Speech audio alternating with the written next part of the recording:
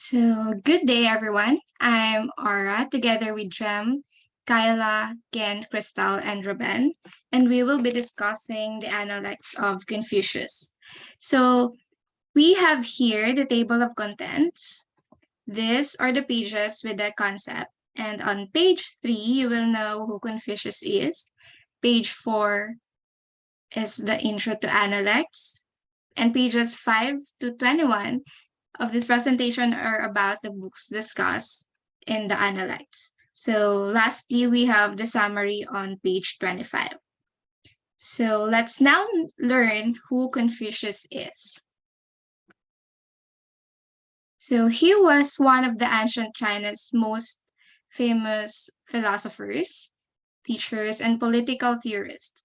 He was born in the state of Lu in 551 BC. His real name was Confuzi, but he was called Confuzi in China, which means Grand Master Kong.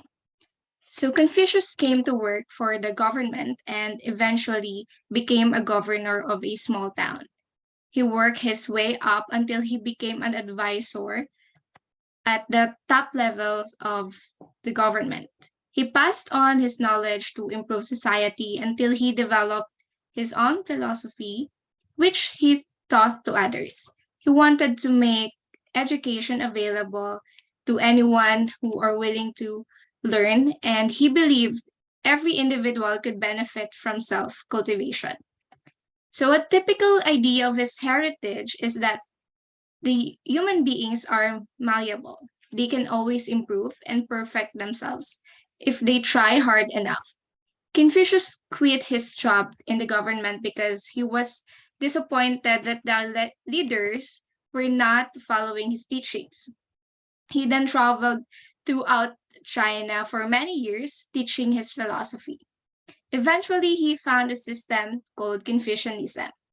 He spent his final years teaching his followers and communicating his wisdom. So some of the followers wrote down his ideas in a book that would later be called in English the Analect of Confucius. So the Analects of Confucius is a collection of the teachings and thoughts of Confucius. They also contain fragments of dialogues between Confucius and his disciples. So the Analects are believed to have been collected and written by the disciples of Confucius and not by the sage himself. So the chapters are grouped by themes of the Analects but do not develop a structured discussion. So this has led some scholars to conclude that the book was not written by a single author, but is the collection of several people. So it is believed that it was written over a period of 30 to 50 years and was probably completed during the Warring States period in ancient China. So the name in English derived from the word analect, which means a fragment or extract of literature. And a later version of the Analects written on a bamboo strips before 55 BC was discovered in 1973, may help, and was published in 1997. And this version, although fragmentary, may help to shed new light on the textual tradition of critical dialogues in future editions. So these Analects have strongly influenced the philosophy and ethical values of China and later other East Asian countries.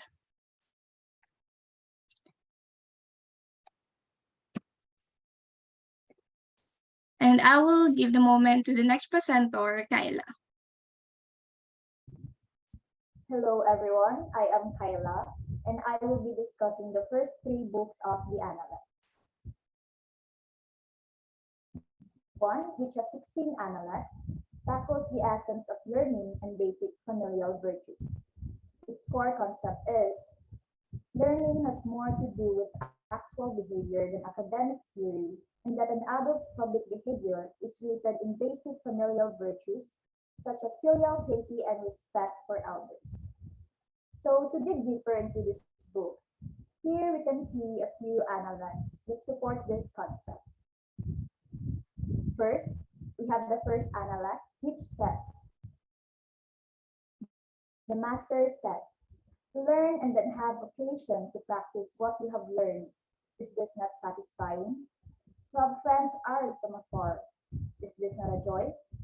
To be patient even when others do not understand. Is this not the mark of the gentleman? This analect means that while people these days think of learning as the pursuit of knowledge, it is actually the process of cultivating the self. In the book, Confucius is interested in a practical kind of know-how rather than abstract theoretical knowledge. So to make this simpler and more understandable, we will try to relate this concept to the modern society. So nowadays, students devote themselves exclusively to memorizing, reciting, and composing text with the sole purpose of passing the exams, getting high grades, and becoming part of the class honor roll. So this scenario is highly different from before because the primary focus of students in ancient times was to cultivate themselves by being meticulous in speech and careful in action, rather than merely memorizing, reciting, and composing text. So to become a truly learned person, must first undergo the stages of learning, which are first, mastering the basics, second, discussing them with fellow students and working hard at mastering them, and finally, becoming a teacher of others.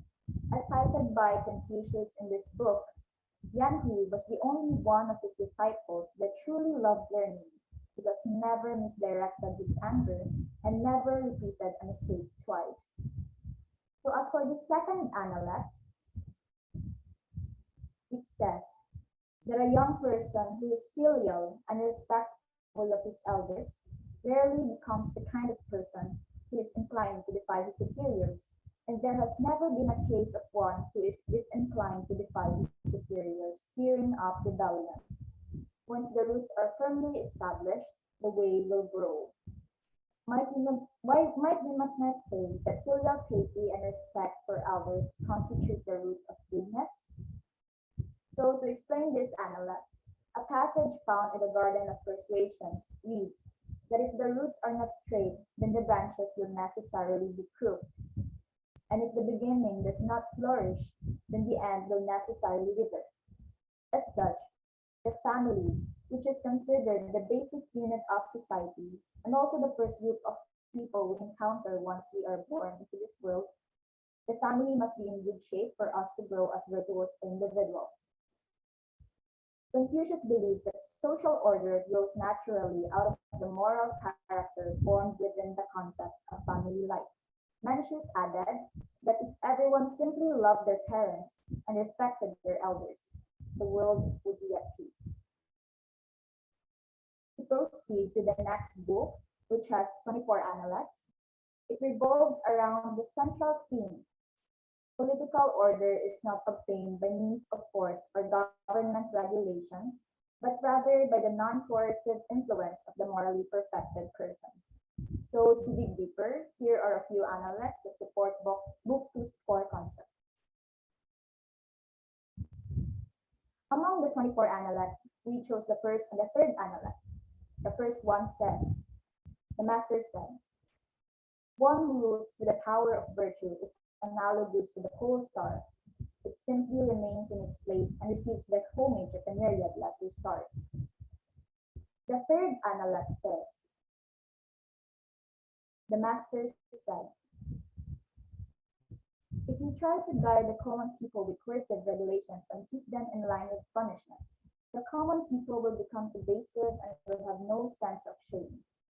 If, however, you guide them with virtue and keep them in line by means of ritual, the people will have a sense of shame and will rectify themselves. So the point of these analects is that harmony will be achieved in society if the leader or the ruler strongly upholds his virtues and becomes an effective role model to his constituents. A good role model will bring the world to order in a silent, inevitable, and unself-conscious manner through the power of his perfected moral virtue. Moreover, Busiam notes in the book that if you employ governmental regulations, you may correct people's outer behavior, but in their hearts, nothing is changed, which is only a superficial way of transforming people. Zusi adds that although they were probably not there to do anything bad due to fear of punishments, the tendency to do bad will never leave the people. So essentially, the second book tells leaders to make themselves virtuous first for the people to naturally follow. Establish the root of virtue and let the rest follow naturally through the power of one's personal example. Moving on to the third book, Book 3, which has 26 analects, criticizes the multiple ritual improprieties of the three families. Its core concept is that cultural refinement must be accompanied by native substance. Hence, traditional practices must be done with genuine feeling if they are to be than mere empty gestures. To support Book 3's central theme, here from the book, and these are the eight alluring dimples, the beautiful eyes so clear, the adorned upon which to think. What does this mean? The master said. The application of colors comes only after a suitable unadorned background is present. And the 26th analect, the master said, someone who lacks magnanimity when occupying a high office, who is not respectful when performing ritual, and who remains unmoved by sorrow when overseeing morning rites, how could I dare to look upon such a person? The point of the third book is that a person who is not good does not have the right to perform solemn rituals. The adornment provided by the rites is meant to build upon appropriate native emotions or tendencies. Just as certain ingredients can be used to cook a delicious meal, only certain colors may be applied to a specific painting, and only a person who is dutiful and trustworthy can be allowed to learn and perform the rites. As all of the cosmetics in the world are useless if the basic lines of the face are not pleasing, so is the cultural refinement that lacks native substance. And this native substance being talked about in the book refers to the dutifulness and trustworthiness of a person, which are the prerequisites for moral education. And that ends my discussion for the first three books of the Analects. I will now give the floor to the next presenter. Thank you, Kayla. So the next presentation is for the fourth book, which is primarily concerned with the virtue of goodness. It also states that truly good people, or better known as gentlemen, embody Confucian teachings effortlessly, or in a wu-wei fashion, as they require nothing but the satisfaction they derive from virtue, as opposed to petty people, who are motivated to do good by ulterior motives. So the fourth book is primarily concerned with the virtue of goodness, and it has 26 analects in all. The following are three analects that I feel best imbibe the virtue of goodness. So the first analect is, the master said, to live in the neighborhood of the good is fine. If one does not choose to dwell among those who are good, how will one obtain wisdom? So in the Analects, two main interpretations are attributed to this passage. The first one is taken literally, or in a literal sense. A follower of Confucius would state in the Shunzi, therefore, when it comes to his residence, the gentleman is necessarily picky when choosing his village, and in his travels he seeks out the company of other scholars. He does so in order to avoid depravity and crudeness, and stay close to the right path of the mean. Understood this way, it focuses on the importance of the person's social environment for the development of their character. The other interpretation is a little more metaphorical. It is encapsulated in a statement from another follower of Confucius. Is an arrow maker not less benevolent than the armor maker? The arrow maker is concerned solely with harming others, while the armor maker is concerned solely with making sure others are not harmed. With shaman doctors and coffin makers, it is the same. Therefore, one cannot but be careful in the choice of one's profession. In this interpretation, it is understood that the dwelling place in the Analect is the person's general sphere of activity, and not just their place of habitation. The 17th Analect says that the Master said, when you see someone who is worthy, concentrate upon becoming their equal. When you see someone who is unworthy, use this as an opportunity to look within yourself. So the premise of the statement is that one should emulate the virtues and avoid the vices observed in others. The emphasis here is upon action, not just seeing the qualities of others, but also using this insight as an opportunity for self-improvement. As Zhao Yuanxi explains, the seeing mentioned in this passage refers to that which any person can easily perceive. The difficulty lies entirely in actually beginning to do something about it. The intention of Confucius in establishing this teaching was not merely to criticize people for not having true knowledge of what is right, but rather to upbraid them for lacking sincerity of commitment or the courage to put their will into practice. The 23rd Analect states that the Master said, very few go astray who comfort themselves with restraint. Like the first passage, there are two ways that this can be interpreted. Zhao Yu puts forth the idea that restraint is a supreme virtue. Every action done in the name of the heavenly way begins with restraint and ends with restraint. The other interpretation is a more practical one. It understands restraint as a quality that will, at the very least, keep one out of trouble.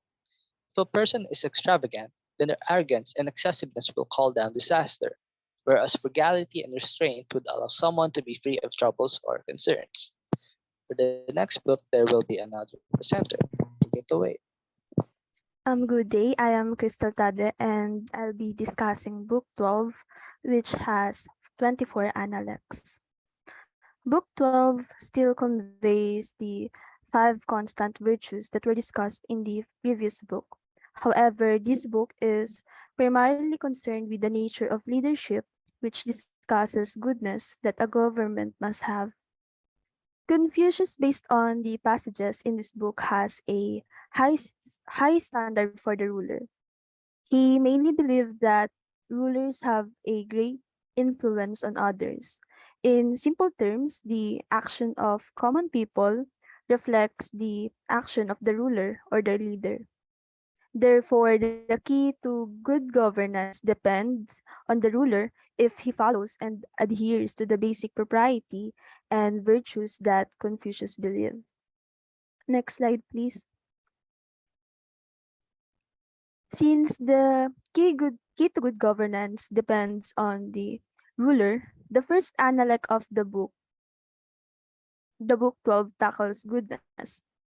Master said, to master the self and return to ritual is to be humane. For one day, master the self and return to ritual, and the whole world will become humane. Being humane proceeds from you, yourself. The passage asserts that to achieve goodness, it lies within yourself only.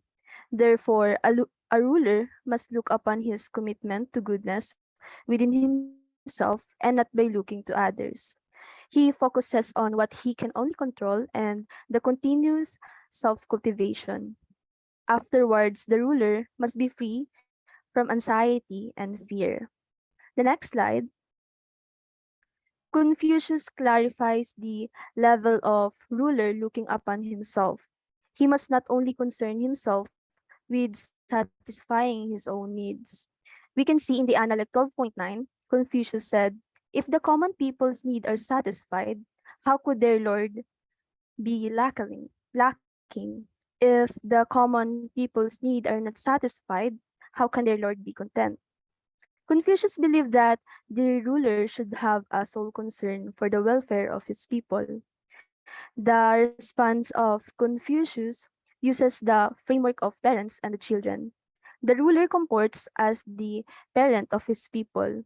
Therefore, if the children were rich and satisfied, how could the parents or the ruler be poor? The next slide, please. Confucius, as what we have learned in the previous Analects, he centralized on being human above anything else. In the Analect 12.19, he said that the virtue of the Gentleman is like the wind, the virtue of the petty people like the grass. When the wind blow over the grass, surely it will bend. Since common people are portrayed as the children of the ruler or superiors, Confucius believed that common people are not totally accountable for their behavior. We can conclude here that Confucius does not support execution or killings as punishment. Instead, he emphasized that the ruler of men must be very careful about his behavior because common people follow him as if being impelled by a wind. I now yield the floor to the next reporter.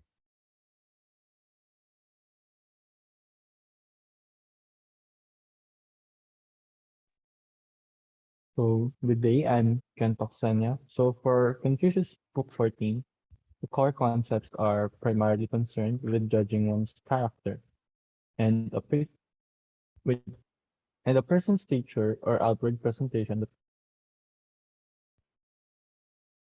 does not always match their inner character or actual behavior. So in Confucius Book 14, it states on how to be a competent judge of character and keys to effectively rule a state for the benefit of all. So basically, the sections in the book discuss the qualities that a leader or official should possess and how they should behave. So in order to fully understand what Confucius is proposing in this book, consisting of 44 passages, there are some supporting analects to enlighten you on what it is all about. So looking at Analect 14.24, Confucius states that in ancient times, scholars learned for their own sake. These days, they learn for the sake of others. So what separates a good leader from a corrupt leader is that a gentleman, the good leader, learns for the sake of his own improvement and out of love of the way, whereas the petty person or the corrupt leader learns in order to benefit oneself with his moral compass not properly guided. So the success of an individual can be judged on the process of how he became to power and not the position he acquired. Next,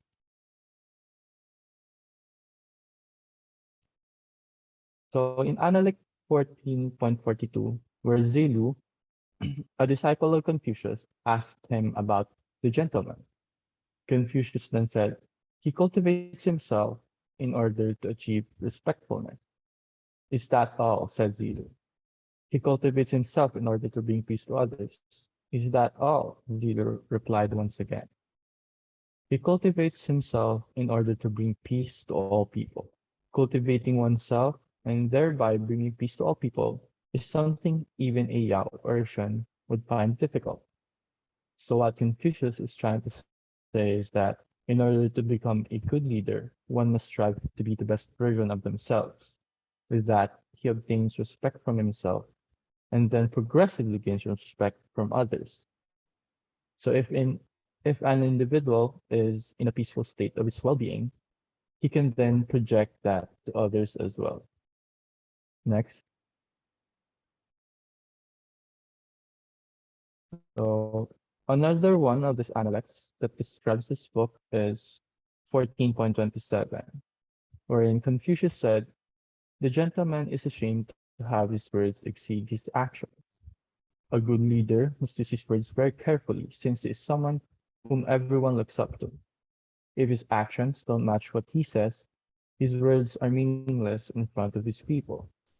So another passage similar to this analect is 14.20, which states that if you are shameless in what you propose, you may then find it difficult to put your words into practice.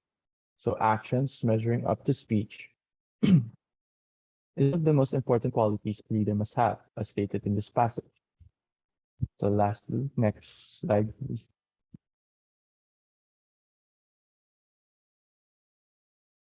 Uh, in the Analect 14.33, I'm sorry, the master said, one does not praise a thoroughbred horse for its physical strength, but rather for its character. The gentleman may have a variety of skills he may possess, but the virtue he encompasses should be treasured above all else. The moral compass of a leader should be valued more for more than his actions and skills. For an individual displays this not all is not always what it seems to be. Sometimes it is backed with intentions that are ethically and morally incorrect. So that's all for book 14.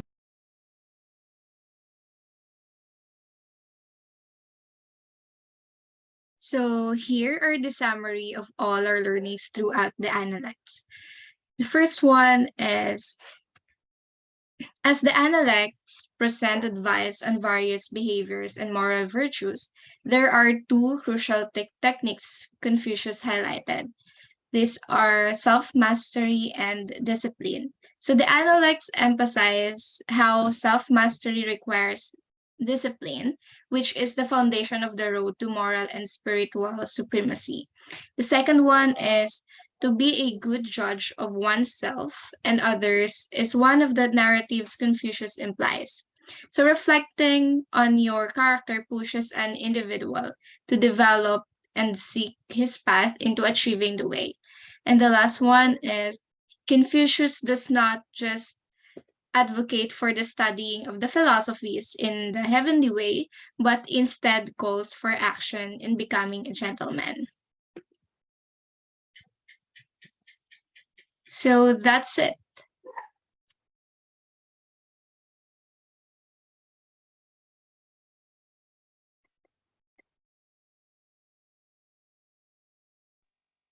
Okay na. End the recording.